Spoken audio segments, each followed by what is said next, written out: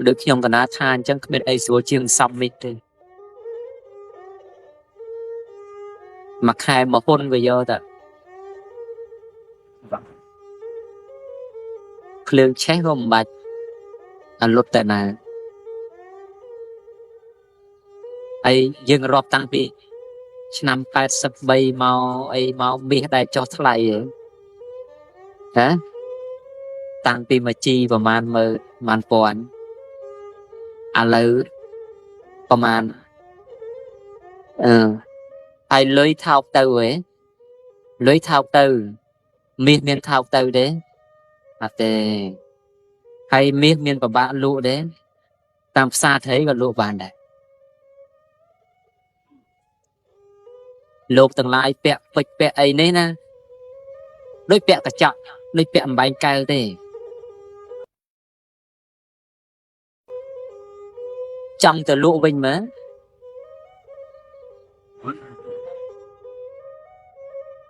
tình mình liên lụ bàn đã hà sắp mơ nông prăng đầu bàn đã là mơ thế đôi bẹ bánh cay ta bờ lục từng lại xong tục đã mía bạ đấy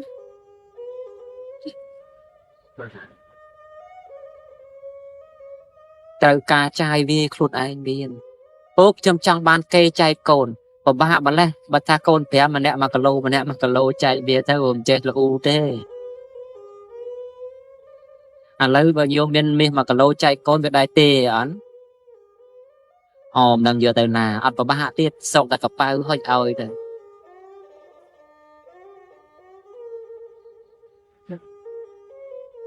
chơi luôn chỉ môi nè nan đây bà tên đấy chơi miên chuột đây kia đây anh lắm và bạn lăng phung khung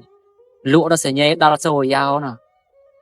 và tập ban lưới bao chi tầm nặng cả là lâu bao nhiêu trăm lụa biết đọc cả lô miên là nhà thô nào mà sẽ nhé lụa lớn ban là lâu đó rồi mình dân cho bọn ông mấy có tên dây rương miên thà mau pin mà nộp để chua bật mà rồi ngay để dây tại vì rương lòng bà ọt nè chắc là xong rồi bọn ông chui ta bọn ông chui chẳng mấy bờ rương từng ông nâng dương chỉ nè đào nâng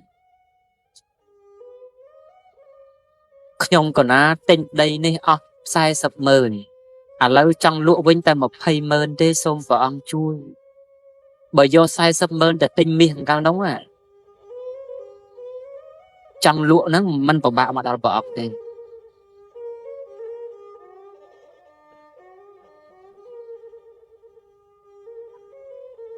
lục từng là vậy bịa thả sạc na bài tha ca sủng cru tam bật tới nhom còn nhom mình men cho một cô lọt cha ấy tê con tại thả nhom còn khơi thảประเจียជាតិនេះគួរសង្គ្រោះដោយប្រយោជន៍ណាខ្ញុំក៏ណាក៏សង្គ្រោះលោកទាំងឡាយដោយប្រយោជន៍នឹងទៅឥឡូវភិក្ខុសង្ឃលើកដៃប្រោះទឹកមុនកាត់អបាត់បាចិត្តយៈ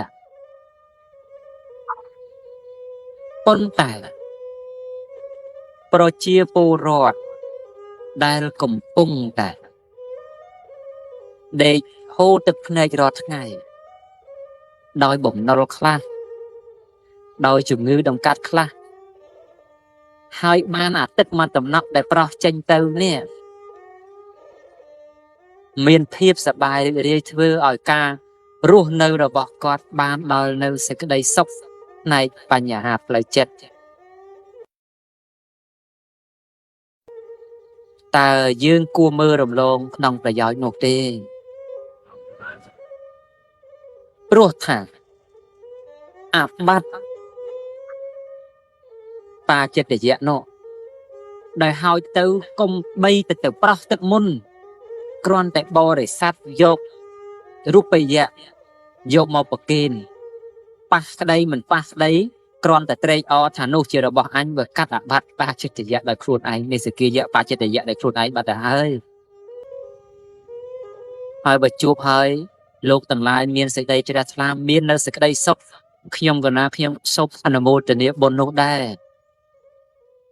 លោកទាំងឡាយមានក្តីសុខខ្ញុំកណាក៏មានសេចក្តីសុខលោកទាំងឡាយមានក្តីសុខលោកទាំងឡាយមុខតែជូនពរខ្ញុំកណាហើយខ្ញុំកណាខ្ញុំទទួលយកតែសេចក្តីសុខដែលកើតពីពរនោះទេការជេរផ្ទិចផ្ដាសាទាំងឡាយកុំគិតថាវាជារឿងចម្លែកព្រះដ៏មានពភាណាជាអគ្គបុគ្គលណាជាគ្រូនៃមនុស្សទេវតាមាព្រំណានៅមនុស្សជេរព្រះអង្គដែលហើយទៅសូម្បីតែឪក្មេកព្រះអង្គនោះយេស៊ូវស្ដាប់ទៅប្របាទសពពុទ្ធនោះសមណៈគោដំទៅចេញបោះចោលកូនអញអីឲ្យមេម៉ាយមេព្រៅអីហោហែចឹងទៅគឺលោកកថាទាំងឡាយលើលោកនេះសរសើរទូលនិន្ទាបើលោកទាំងឡាយបានជួបបានពលនៅពាក្យសរសើរហើយលោកទាំងឡាយគប្បីចាំងទុកសម្គាល់ទុកថាខ្លួននឹងជួបនៅក្នុងពាក្យនិន្ទាជាមិនខានតើមនុស្សប្រមាណជា 5000 នាក់នៅក្នុងបរិវេណនេះម្នាក់ណាតិចផុតពីពាក្យនិន្ទាទេសូមលើកដៃដូចតែគ្នានឹងឯងចឹងហើយមិនបាច់ទៅព្រួយបារម្ភចំពោះព្រះអង្គទេតែគេជេរយ៉ាងម៉េចគេទៅយ៉ាងម៉េចវាដូចតែគ្នាហ្នឹង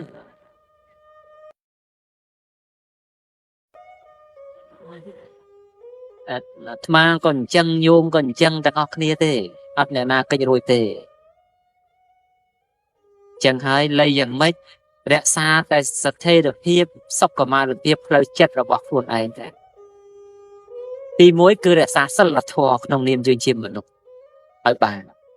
ទី2រក្សាសន្តិភាពសន្តិភាពនេះមិនមែនតែសន្តិភាពពិភពលោកឯណាឯណីទេណាកុំច្រឡំណា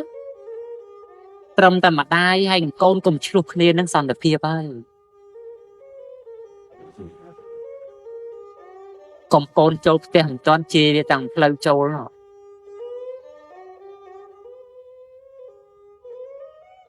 នឹងគ្រួសារមានសន្តិភាពទេអត់មានផងហ្នឹងហើយមានសេចក្តីសុខអត់ហើយបើព្រឹកចូលព្រឹកជេរល្ងាចជេរព្រឹកកចោល្ងាចកចោសេរីសួស្តីមានអត់ក្នុងផ្ទះហ្នឹងហើយបើសេរីសួស្តីមិនមានហើយមិនបាច់ទៅពឹងខ្សែយន់ខ្សែចកេះគ្រូណាមកទេ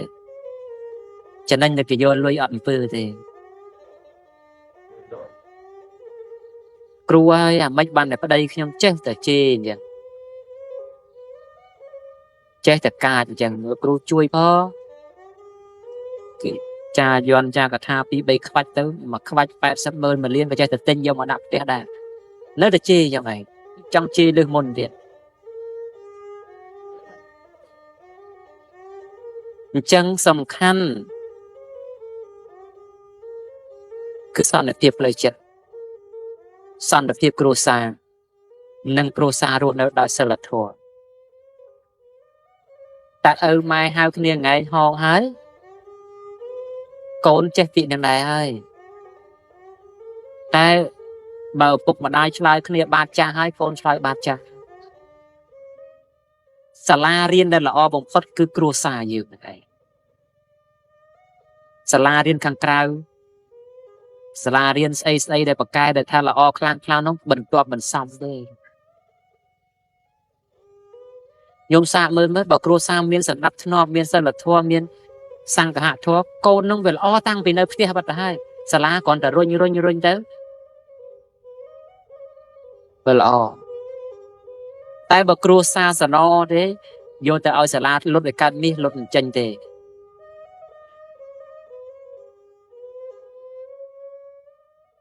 អាហ្នឹងគឺរឿងពិតប្រកបអញ្ចឹងយើងកុំនិយាយប្រឡប់ខ្លួនឯងច្រើនពេកណាត្រូវយកការពិតមកដាក់ខ្លួនឲ្យច្រើនហើយកែប្រែការពិតនោះឲ្យបានជាប្រយោជន៍ហើយយើងកុំបន្ទោសថាក្មេងសពថ្ងៃមិនក៏មិនទាន់ធំផងប្រមឹកមកពេលយើងផឹកឲ្យវាឃើញ